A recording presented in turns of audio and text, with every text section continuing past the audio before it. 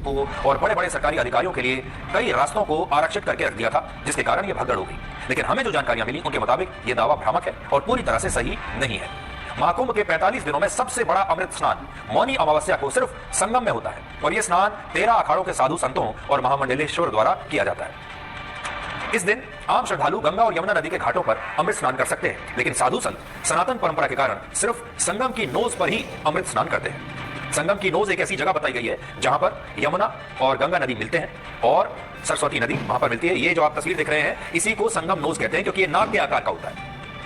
और यही कारण है कि संगम पर साधु संतों के पहुंचने के लिए एक आरक्षित मार्ग बनाया जाता है, जिसे अखाड़ा रोड भी कहते हैं। एक ऐसा रोड है, ऐसी सड़क है जिस पर सिर्फ साधु संत ही जा सकते हैं। अगर आप इस नक्शे को आज देखेंगे तो आपको पता चलेगा कि जो अखाड़ों के साधु संत हैं उनके टेंट गंगा नदी के उस पार लगे हुए हैं। उन्हें संगम में स्नान करने के लिए अस्थायी पुलों से गंगा नदी को पार करके इस अखाड़ा मार्ग पर आना होता है। और क्योंकि अमृत स्नान के लिए सभी अखाड़े और उनके साधु संत रथों पर सवार होकर संगम पहुंचते हैं, इसलिए इस मार्ग को थोड़ा बड़ा और चौड़ा बनाया जाता है।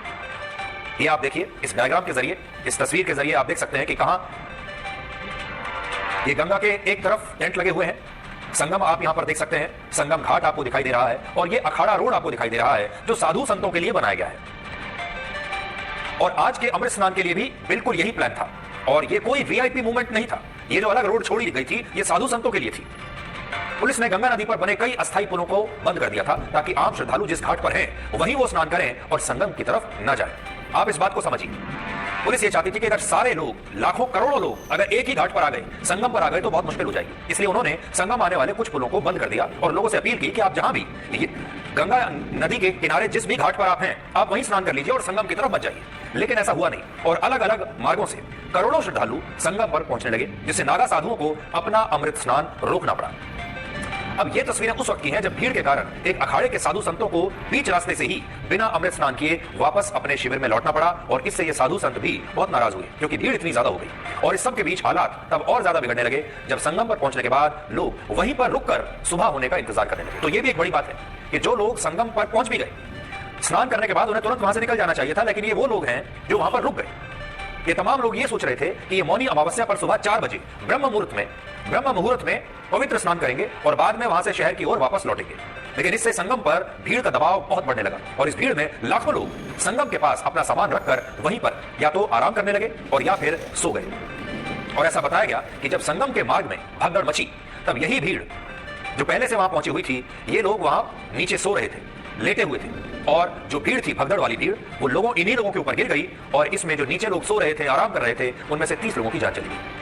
अब आप इस रिपोर्ट को देखिए जिसमें घटना के वक्त का एक एक मंजर आपके लिए हमने आपको दिखाने की कोशिश की है ताकि आपको समझ में आए कि ये दुखद जो दुर्घटना है ये कैसे हुई।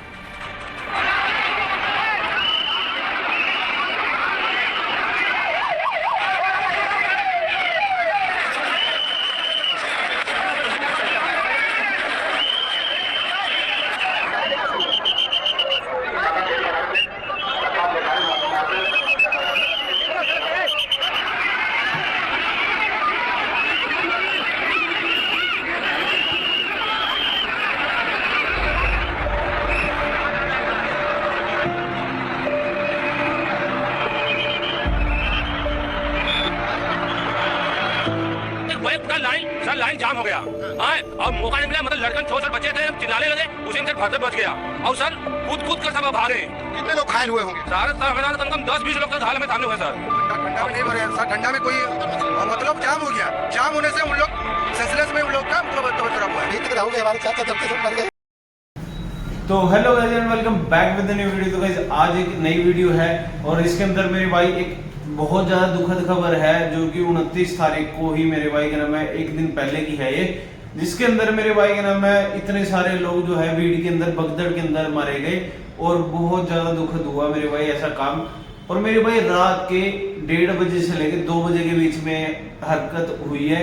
और मेरे भाई ऐसा क्यों हो रहा है कि मेरे भाई हर बार क्या नाम है, मतलब 2-3 बार ऐसा हो लिया कि मेरे भाई जब भी कुछ ना कुछ ऐसा स्पेशल डे होता है जिस दिन मेरे भाई लाखों करोड़ों की जनसंख्या आने वाली होती है, कभी सिलेंडर फट जाता है, कभी आग लग जाती है मेरे भाई महाकुंभ में, या फिर कोई क्या नाम है, मतलब इतनी ज्यादा भगदड़ हो गई मेरे भाई, इतने सारे लोग मर जाते हैं। तो क्या कारण है मेरे भाई, इस सारे चीजों के ऊपर पूरी चर्चा करेंगे। स्टार्टिंग से लेकर एंड तक इस वीडियो को देखना। अगर आपको अच्छी लगे तो लाइक कर देना, चैनल में सब्सक्राइब कर देना, नोटिफिकेशन जो बेल है उसको ऑन कर देना। तो गाइस चलते हैं अपने मेन मुद्दे पे, ठीक है। तो गाइस जैसे मैंने आपको बताया कि इतनी ज्यादा मतलब मिसहैपनिंग क्यों हो रही है महाकुंभ के अंदर इस बारी, क्योंकि मेरे भाई ये 12 साल बाद महाकुंभ आया, आप सभी को पता है, ठीक है। इसके अंदर जो हिंदू सभा है, हिंदू महासभा है, वो अपना प्रोग्राम मतलब बहुत जोरों शोरों से कर रही है और कहीं मतलब पॉलिटिकल पार्टी जो है वो एकजुटता नहीं दिखना चाह रही मेरे भाई के नाम है हिंदुओं की, और हिंदुओं को मेरे भाई बैकलैश करना चाह रही है, जातियों में तोड़ना चाह रही है, लोगों को ये कह रही है कि मेरे भाई हिंदू अगर यूनाइट हो गया मेरे भाई इस देश का भला हो जाएगा, अगर हिंदू के नाम में मेरे भाई बिखरा हुआ रहेगा जब भी हमारा जो है खाना पीना जो इतनी डिफरेंट पॉलिटिकल पार्टीज है उनका क्या नाम है बढ़ता रहेगा और यही खाते रहेंगे, है ना।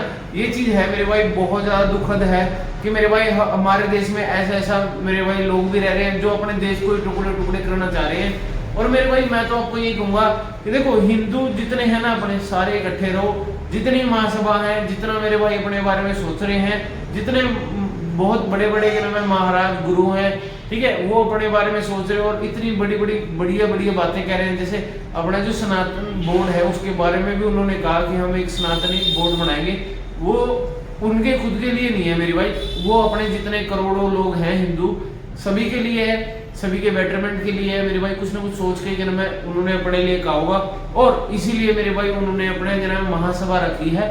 आप भी इस चीज को अटेंड करो, आप भी देखने जाओ मेरे भाई, लेकिन बहुत ज्यादा मतलब सेफ्टी के साथ और हर एक चीज जो है आराम से करना चाहिए मेरे भाई। एकदम भगदड़ में आके मेरे भाई कभी भी अपने आप को चोट मत पहुंचा लेना। कोई भी चीज है मेरे भाई थोड़ा सा लेट ही सही आप पहुंचे तो जरूर, है ना, ये चीज आपके माइंड में भी होनी चाहिए। और हमेशा मेरे भाई सेफ्टी के साथ चलो, सेफ्टी के साथ प्रोटोकॉल के नाम है मेरे भाई के नाम लेते रहो। और साथ में मेरे भाई ये देखो कि अपना जो देश है वो यूनाइट रहे, अपने जो जितने हिंदू भाई हैं सारे यूनाइटेड रहे। इसी का फायदा मेरे भाई ये जो है अपने क्या नाम है दूसरे जो ओपोजिशन वाले हैं वो फायदा बहुत उठा रहे हैं। क्यों? क्योंकि मेरे भाई इतनी ज्यादा भीड़ के टाइम में अगर कोई क्या नाम है ऐसे मैं कहूँ जो जिसका माइंड में ये है कि मेरे भाई हिंदू के नाम है मतलब यूनाइट ना हो, कुछ ना कुछ तो ऐसे षड्यंत्र रचेंगे मेरे भाई लोग, पैसे देके कुछ ना कुछ ऐसे काम करेंगे, ठीक है, जिससे अपने जो हिंदू लोग है वो क्या नाम है यूनाइट ना हो। मेरा वीडियो बनाने का मेन मोटिव जो है मेरे भाई मैं आपको ये कहना चाह रहा हूँ जितने हिंदू भाई हैं सारे एक हो, ठीक है, महासभा के अंदर जाएं, सनातनी बोर्ड बने और मेरे भाई सभी जो हिंदू भाई हैं उन्हें नौकरी मिले और जितना ज्यादा उसके मेरे भाई अपना जो देश है वो अच्छी तरीके ग्रोथ करे।